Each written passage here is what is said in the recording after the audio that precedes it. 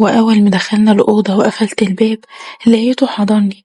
ساعتها كل حتة فيا ثابت وما كنتش حتى قادرة أتكلم، أنفاسي كانت أعلى من كلامي. قلت له أنت بتعمل إيه؟ رد عليا قال اللي أنا وأنتي عايزينه. أهلا بيكم.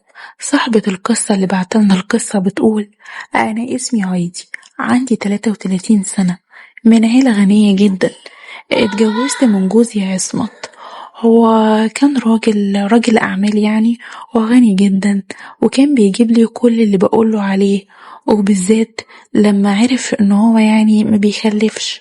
وبعد ما رحنا لكذا دكتور اكتشفنا ان هو السبب في عدم الخلفة، وان العيب منه، يعني زي ما بيقولوا كده ان انا ما عنديش اي مشاكل تمنع الخلفة.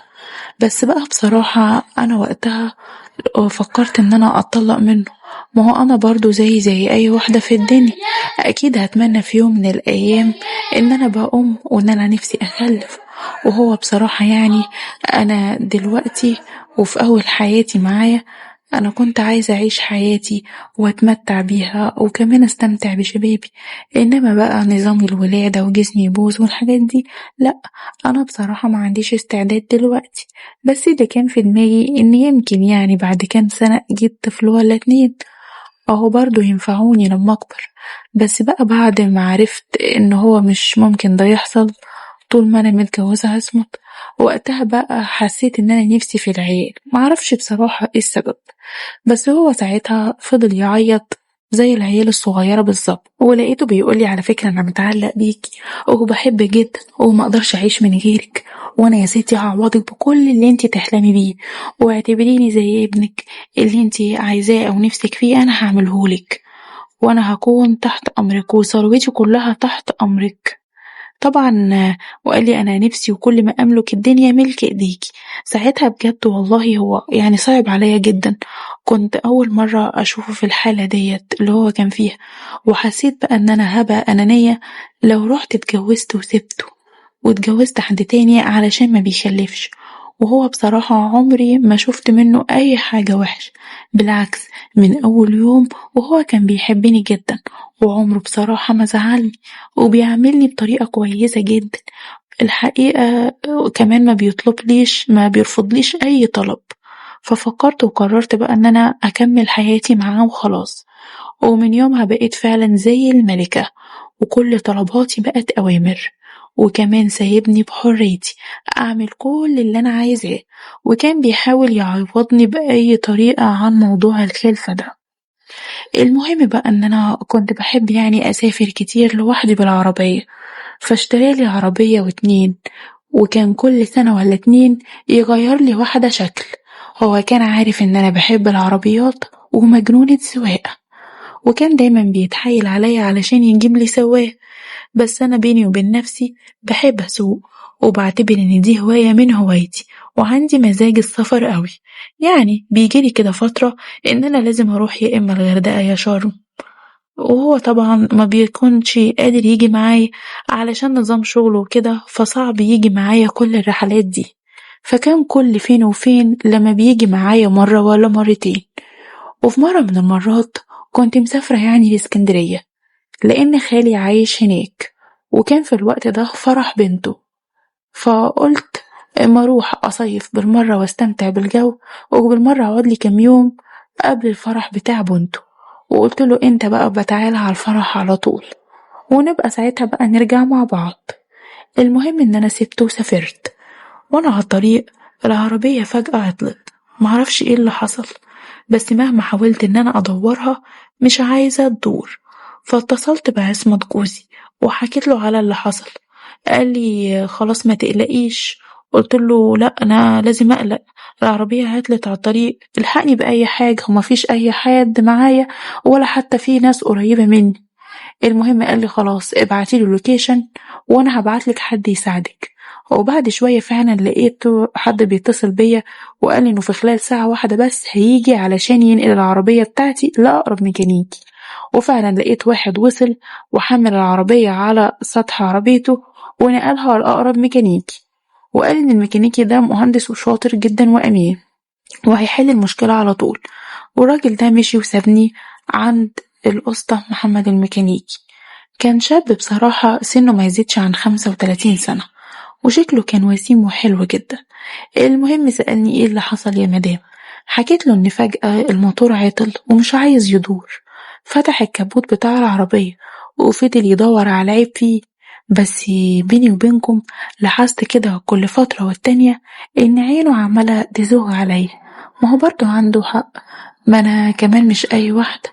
انا وقتها كنت لابسة سبور وكان جسمي رياضي، كنت عاملة بالظبط زي ازازة الكاكولا.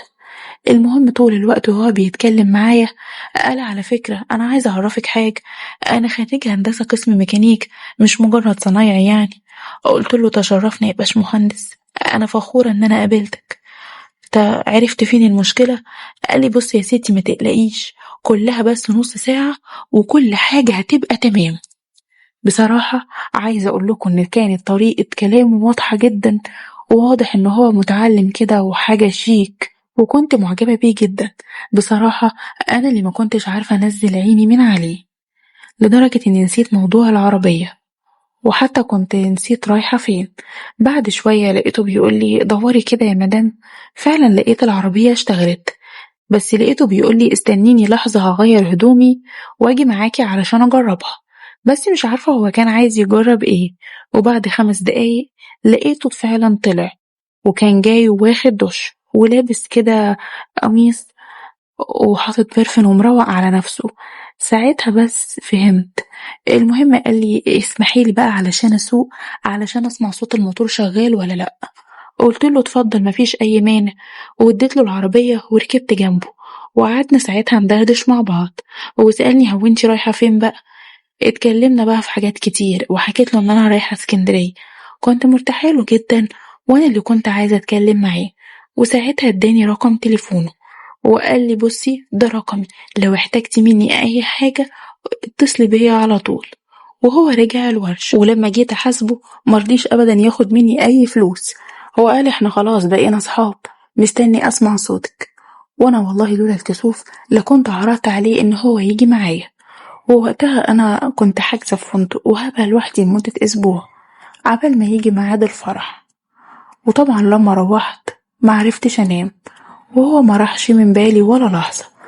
وكنت بفتكر لما كان شغال على العربية وخفت كلامه وكلامه، وافتكرت كلامه وخفت دمه وشكله وعضلاته. حسيت ان انا مشدودة ليه بطريقة مش طبيعية. وفجأة ببص في الساعة لقيت الساعة حوالي 12 بالليل. قلت ما يرن عليه كده، لو مردش هقفل.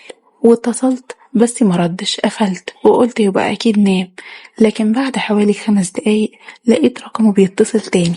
لسه بقول الو، قال الو مدام هايدي معايا. قلت له ايه ده انت عرفت منين؟ قال لي اولا انا كنت مستني اتصالك من ساعة ما مشيتي، وانا كنت متأكد انك هتتصلي بيا. انا لا يمكن انسى صوتك الجميل ده. قلت له بصرف النظر بقى عن صوتي الجميل، بس يعني مين كان مأكد لك قوي ان انا هتصل بيك؟ لقيته بيقولي انا كنت متأكد لان احساسي ما بيخيبش. بصراحة كلمه معايا على التليفون زود النار اللي جوايا. وفجأة لقيته بيقولي ايه رأيك اجيلك دلوقتي؟ قلت له تيجي فين يا مجنون؟ قال لي انا طبعا مجنون بيكي من ساعة ما شفتك. قلت له لا لا ما ينفعش. قال لا ينفع، واحدة ساعة واحدة بس وهبقى عندك. مش عارفة بصراحة، بس ساعتها حسيت ان انا طايرة من الفرح.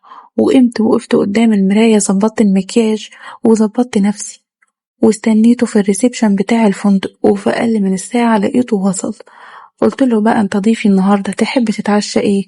قال انا افضل اننا ناخد راحتنا في الأوضة احسن، ايه رأيك؟ بصراحة كان زي ما يكون ساحرلي. وافقت له على كل حاجة قالها.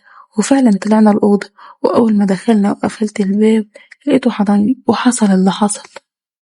بعد ما خلص ما بقيتش عارفة أقوم من اللي عمله. أنا مش عارفة بصراحة هو جايب القوة دي كلها منين. وهو بقى ساب شغله وفضل معايا في الفندق لحد ما جه ميعاد الفرح. وبعدها كان كل فترة والتانية بنتقابل، وأنا بصراحة ما عدتش قادرة استغنى عنه. وجوزي عصمت حاسة إن هو ما عادش موجود في حياتي خالص، حتى ما عدتش بحب أعمل معاه أي حاجة. وانا مش عارفة اكمل حياتي كده ازاي.